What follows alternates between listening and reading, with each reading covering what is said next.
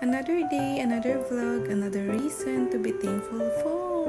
Hi guys! For today's ulam nga pala ay nagluto ako ng tortang talong. Hindi nyo na itatanong at sasabihin ko na rin. Alam nyo bang isa din ito sa mga paborito kong ulam? At ganito nga pala ang gusto kong luto sa torta. Yung lulutuin mo muna siya bago mo siya lalagyan ng itlog. Mas naluluto kasi yung buong talong kapag kaganto. Yung iba kasi ay dinadangdang lang nila sa apoy. Nalalasahan ko kasi yung part ng sunog kapag kagano ng pagkakaluto. Pero kanya-kanya naman tayo ng trip dito. Kung saan yung nakasanayan nyo, edi doon kayo. Char. Ito nga pala ang dinner namin ngayon. At dahil nga naubos na yung sinabawang istang ulam namin kaninang tanghali, ako na ang nagdesisyon kung anong uulamin namin ngayon. O diba? Pala desisyon tayo ngayon. Char.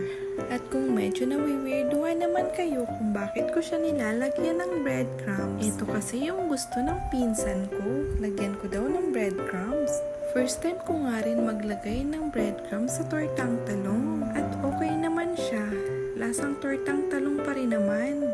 Tungat dinamihan ko talaga yung lulutuin ko ngayong gabi. Dahil nga nabanggit ko na sa inyo kanina na paborito ko talaga itong tortang talong. At sinobrahan ko din talaga siya dahil pasulpot-sulpot yung mga pinsan kong kumakain dito sa amin. Ika nga nila, di bali ng sobra, wag lang kulang. Mapaparami ka kasi talaga ng kain nito lalo pat isasawsaw mo siya sa ketchup. Malakas din kaya sa kanin neto.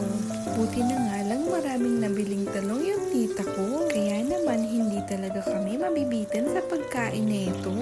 At nasa 8 perasong talong nga pala itong niluto ko. O diba, akala mo wala nang bukas? Okay lang naman kahit may matira dito sa niluluto ko. Dahil pwede pa din naman namin itong ulamin kinabukasan. Kayo ba? Gantong luto din ba ang gusto nyo? Natakam ko na naman ba kayo? O siya, hanggang dito na lang muna.